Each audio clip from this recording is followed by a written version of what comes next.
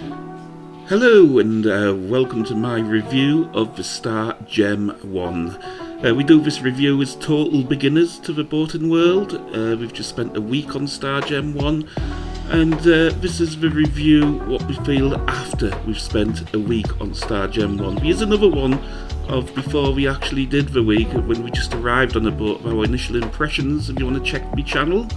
But this one is just what we think of it after we've done the holiday and returned back home. You can access the interior of the boat, both at the front or the rear of the Star Gem 1. It has a door either side. When you're stern on moored, obviously you're going to go in from the rear. As you can see, it's quite low, it's easy access on and off the vessel. Star Gem 1 is roughly 32 feet long by 12 feet wide, and it's of the tub variety of boat and has forward steering. This particular boat we had the new Nanny engine in, which proved to be quite economical.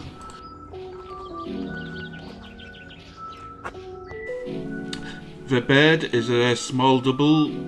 I'm 5'9", and if I was to totally flatten it, my feet would touch the wall underneath the cubby hole, as you can see on the photo, and also my head would touch the headboard. However, if you put a couple of pillows under your head, which I sleep with anyway, that does not happen, and it is quite a comfy bed. I'm a CPAP user, so I would like to be on the end of the bed, but if my wife was laid next to me, she would be against the wall if she wanted to get up to go to the toilet, anything like that during the night. She's either going to have to try and climb over me when I've got CPAP tubes on and stuff like that, or she's going to have to wake me up.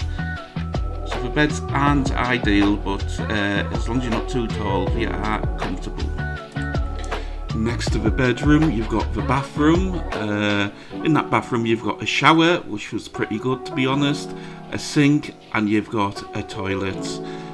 Now, the toilet seems to be operated by river water, and there's a little handle next to it that you're going to need to pump. But everything was fine. It did stink a little bit when we first got the boat, but I don't know if the boat had been in storage or something, but that dissipated within a few hours of having that boat on the river, and we had no real problems with the bathroom. A little word of warning is the shower water gets all over, so if you've got any toilet roll or anything like that, stick it in the cupboard under the sink, then it's just not going to get wet.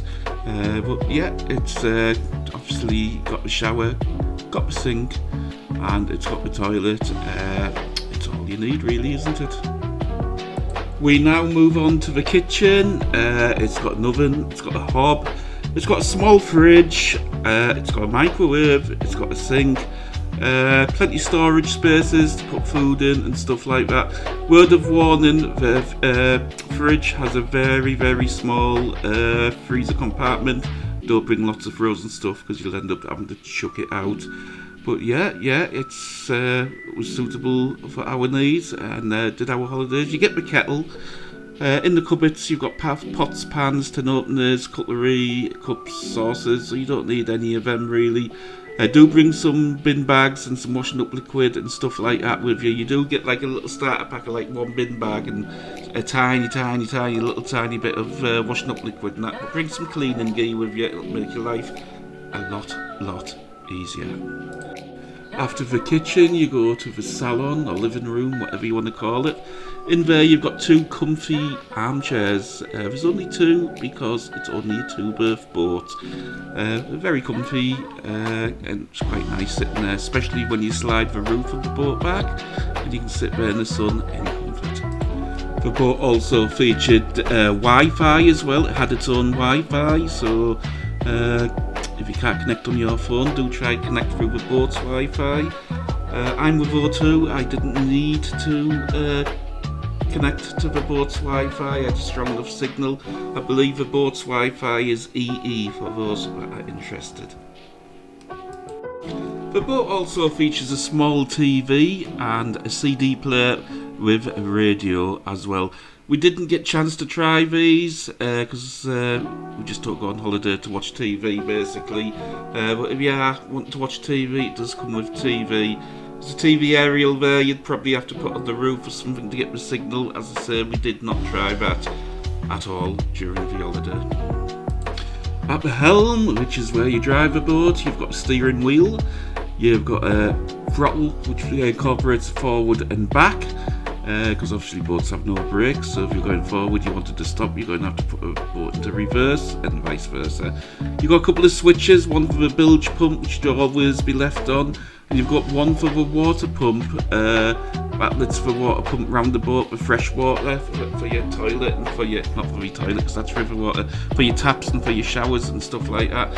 I tell you can turn that off if it gets noisy on the night, but it wasn't noisy at all on the boat. It was absolutely fine.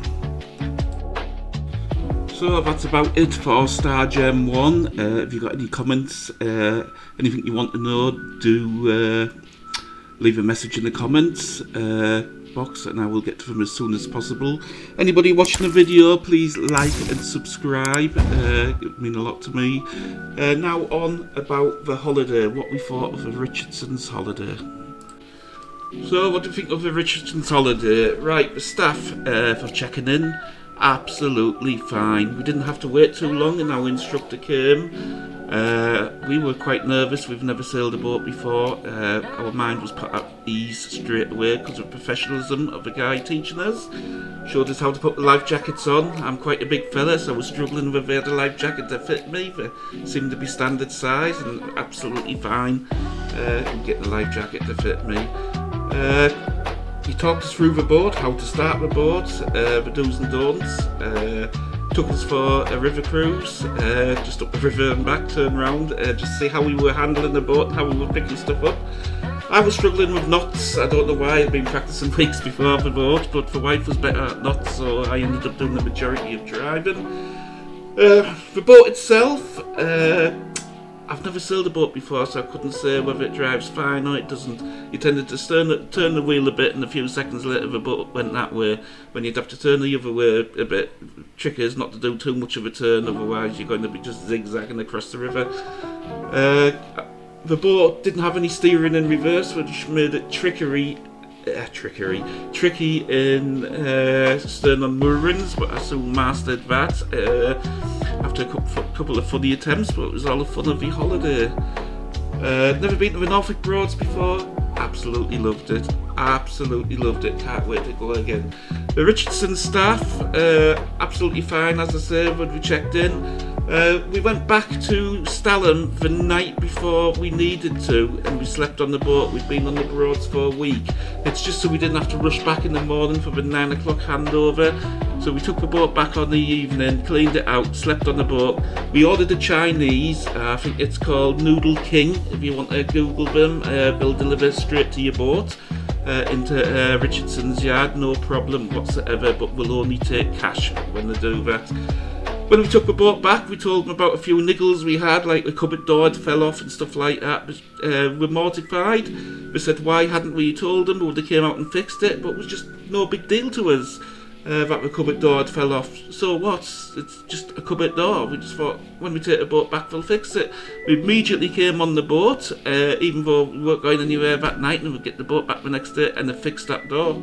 Absolutely fantastic service. What isn't so fantastic now is, what is fantastic is the fuel economy of the boat.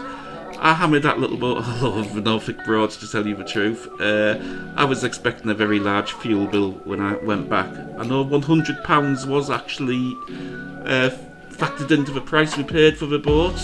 I was expecting to use double that. The amount of cruising we'd done, we cruised for about 5 hours a day. I was surprised I got a bit of a refund, but we didn't get the full refund. What the pump said, I'll show you the receipts anyway because I can't remember the figures, so I've got photos of them I'll put on here.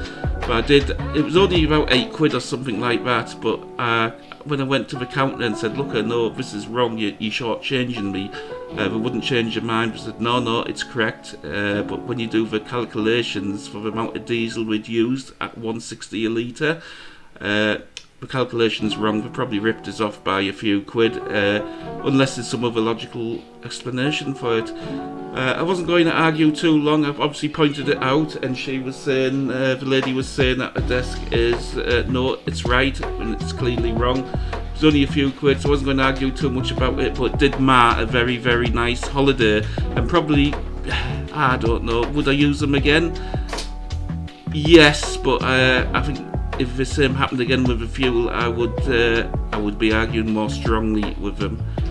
Anyway, thanks for watching the videos. Please do like, please subscribe. If you need to know anything, do let me know in the comments, and I'll put some river footage on here as well for you to enjoy.